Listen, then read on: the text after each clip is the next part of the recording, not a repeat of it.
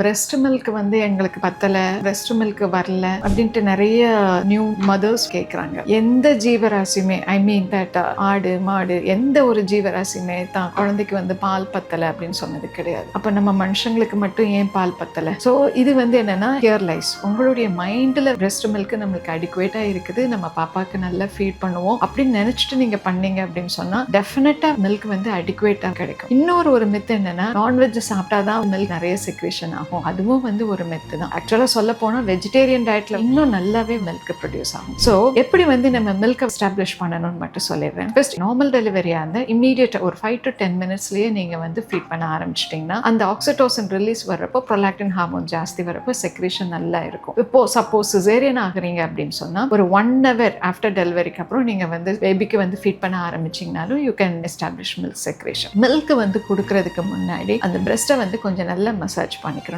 ஏன்னா மில்க்ல வந்து 2 டைப் இருக்கும். ஃபோர் மில்க், ஹைன் மில்க்னு சொல்லிட்டு. ஃபோர் மில்க்ல வந்து வெறும் வாட்டர் கண்டென்ட் நிறைய ஜாஸ்தி இருக்கும். ஹைன் மில்க்ல வந்து ஃபேட் கண்டென்ட் ஜாஸ்தியா இருக்கும். நீங்க ஃபோர் மில்க் மட்டும் கொடுக்குறீங்க அப்படின்னு சொன்னா அதுல வெறும் வாட்டரியா இருக்கிறதுனால பேபி டக்குன்னு யூரின் போயிட்டு திரும்ப உடனே டிமாண்ட் ஃபீட் வர ஆரம்பிச்சிடும். வேற ஹைன் மில்க் மட்டும் கொடுக்குறப்போ நிறைய நேரம் பேபி வந்து சாட்டிஸ்ஃபைடா தூங்கும். பட் அது மட்டும் பத்தாது. ஸோ நீங்க ரெண்டையுமே மிக்ஸ் பண்ணி கொடுக்கணும். நல்லா மசாஜ் பண்ணிட்டு கொடுக்கணும். மூணாவது வந்து என்னன்னா, எப்பயுமே நல்லா வந்து உங்களுடைய பேபியோடைய சின்னும் உங்களுடைய பிரஸ்டோடைய ஸ்கின் டு ஸ்கின் கான்டாக்ட்ல இருக்கிறப்போ அந்த செக்ரேஷன் வந்து ஆட்டோமேட்டிக்கா வந்துடும். இன்னொன்று, எப்பெல்லாம் கொடுக்கணும் மேடம் அப்படின்னு நீங்க கேட்குறீங்க. டிமாண்ட் ஃபீட் தூங்கி எந்திரிச்சு அழுகிறப்ப வந்து கொடுத்தா போதும். ஸோ யாருக்குமே பேபிக்கு பால் பத்தலைன்னு சொல்லாதீங்க. எல்லாருக்குமே இருக்கு. நம்ம கொடுக்குற விதத்தை பொறுத்து தான்.